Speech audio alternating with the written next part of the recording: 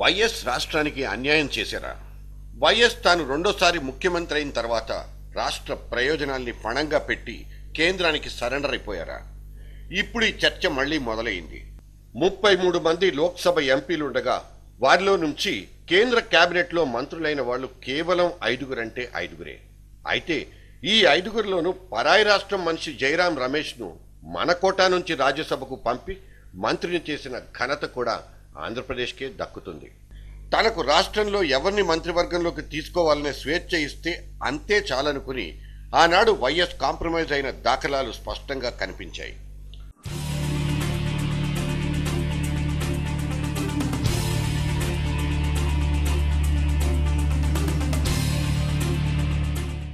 YS నిజంగా ఆనాడే పట్టుబట్టి ఉండుంటే రాష్ట్రానికి మరిన్ని మంత్రి పదవులు దక్కుండేవే. కానీ ఆ రోజు ఆయన తన ప్రభావాన్ని రాష్ట్రం వరకే పరిమితం చేసుకోవడం, సోనియాని ఈ విషయంలో ఎక్కువ ఇబ్బంది పెట్టకుండా రాముడు మంచి బాలుడన్న టైప్ క్రెడిట్ దక్కించుకోవాలనుకున్నారని, అందుకే ఇవాళ అరకొర మంత్రి పదవులతో అప్రధానమైన శాఖలతోనే ఆంధ్రప్రదేశ్ ఎంపీలు సరిపెట్టుకోవాల్సి వస్తోందన్న అపవాదును ఎదుర్కోవాల్సి వస్తోంది.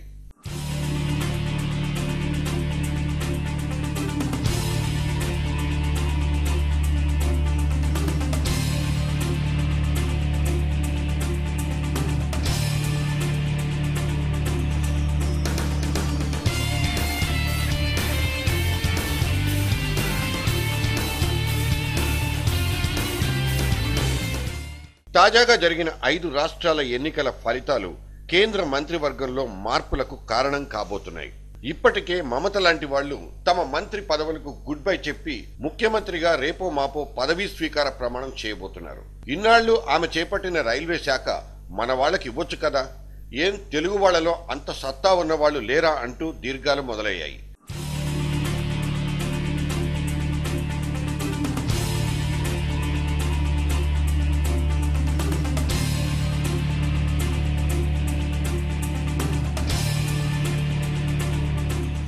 ఇక సంకీర్ణంలో బ్లాక్ మెయిలింగ్ స్పెషలిస్ట్ అయిన కరుణానిధి ఎప్పటికప్పుడు కీలక మంత్రి పదవుల్ని తమ వాళ్లకు కట్టబెట్టడంలో ఫస్ట్ గా ఉంటారు. అంతేకాదు యూపీఏ 1లో అవినీతి ముద్ర వేయించుకున్న వాళ్లు డిఎంకే మంత్రులే. ఇక మొన్నటి 2G స్పెక్ట్రమ్ రాజా చేసిన అవినీతి అరాచకాలతో పాపం తల మీద తెల్లగుడ్డ వేసుకోవాల్సి వచ్చింది కరుణానిధికి. ప్రతిసారి తమిళ తంబీలతో ఈ శరామామూలు తలనొప్పి వదిలిపోయిందనుకుంటుంటే ఇప్పుడు కొత్తగా పురిచి తలవి ఏ డిమాండ్లు పెడుతుందో. 1999లో సోనియాను తిట్టిన తిట్టు మళ్లీ తిట్టకుండా తిట్టిన మమతా బెనర్జీ, శరద్ పవార్ లాంటి వాళ్లు పార్టీలు పెట్టుకుని మళ్లీ సోనియా భజన చేసి యూపీఏ మంత్రివర్గంలో బ్రహ్మాండమైన పోర్ట్ఫోలియోలు కొట్టేశారు.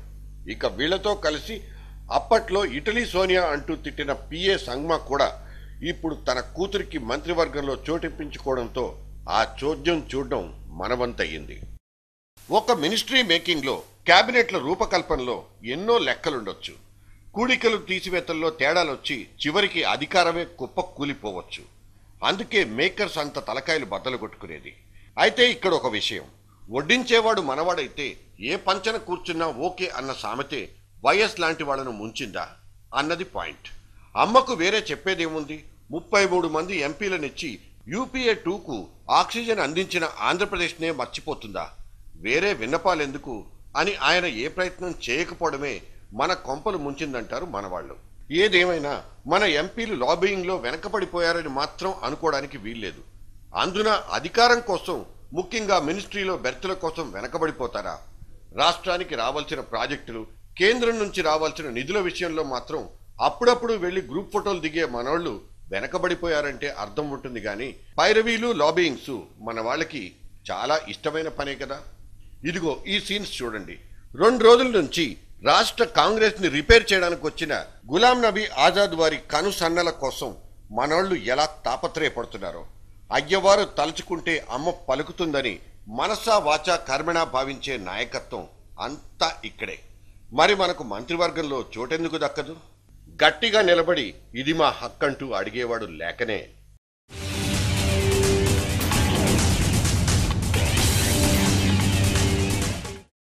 మంగళవారం నాడు ఒక ఇంగ్లీష్ డైలీ పేపర్ వెబ్సైట్లో వచ్చిన ఫోటో కాస్త ఇబ్బంది పెట్టింది.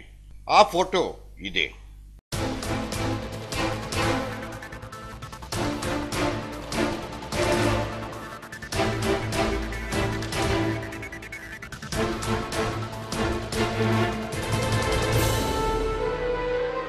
జగన్ పెట్టిన వైఎస్ఆర్ కాంగ్రెస్ పార్టీ మద్దతుదారులు ఒక గాడిదను తీసుకొచ్చి దాని మీద సోనియా బొమ్మున్న ఒక జెండా కప్పేశారు.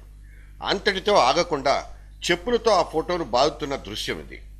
అందుకు కారణాలు ఏమైనా మన రాజకీయాలు ఏ స్థాయికి దిగజారిపోతున్నాయో చెప్పడానికి ఈ ఒక్క ఫోటో చాలు.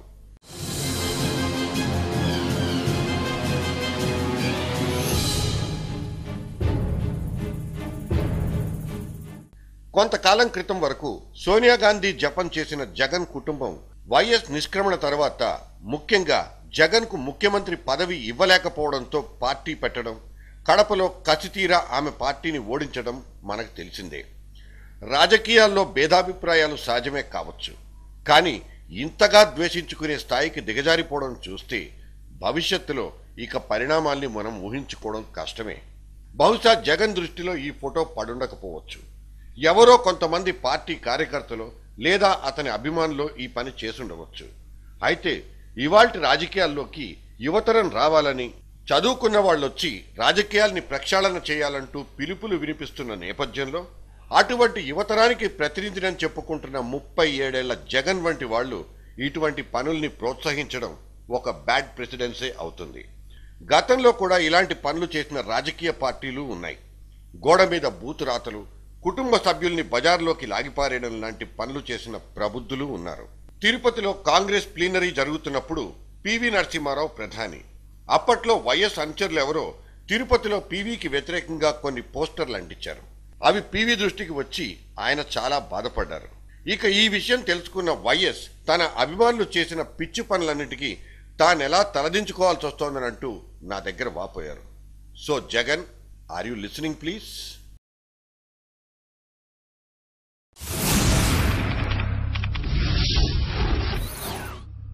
ఆమెకు నచ్చితే ఎవరి దగ్గరికైనా వెళ్ళి పలకరించేస్తుంది. నచ్చకపోతే మెత్తని గొంతుతో శుతిమెత్తగా విమర్శించేస్తుంది. బాలకృష్ణ కొడుకు వరుస అంటుంది. ఇక జూనియర్ ఎన్టీఆర్లో మాత్రమే ఎన్టీఆర్ పోలికలున్నాయని చెప్తుంది. ప్రజా సమస్యల పరిష్కారం కోసం సింగిల్గా పోరాడే ఆమెకు జగన్ రైతు దీక్ష చూసి మరింత ఉత్సాహం పొంగుకొచ్చింది. ఆమె డాక్టర్ నందమూరి లక్ష్మీ పార్వతి. ఆవేశం వస్తే కెమెరాల ముందు కర్చీఫ్తో కళ్ళు తుడుచుకుంటారు. కోపం వస్తే శపిస్తారు.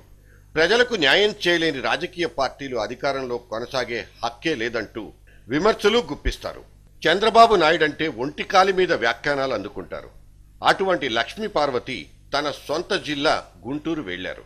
మన దగ్గరకు జనం రాకపోతే జనం ఉన్న చోటకే మనం వెళ్లాలని ఆమె బాగా తెలుసుకున్నట్టున్నారు. రైతుల కోసం జగన్ చేపట్టిన 48 గంటల రైతు దీక్షకు హాజరైపోయారు. జిల్లా రైతుల్ని చూసిన లక్ష్మీ పార్వతి ఉత్సాహంతో పొంగిపోయారు. సొంత జిల్లాలో నేల ఈనినట్టున్న జనాల్ని చూసి చాలా రోజులైందేమో కానీ ఇలా ఫ్లయింగ్ కిస్లు ఇచ్చి తన లవ్ను చాటుకున్నారు లక్ష్మీ పార్వతి.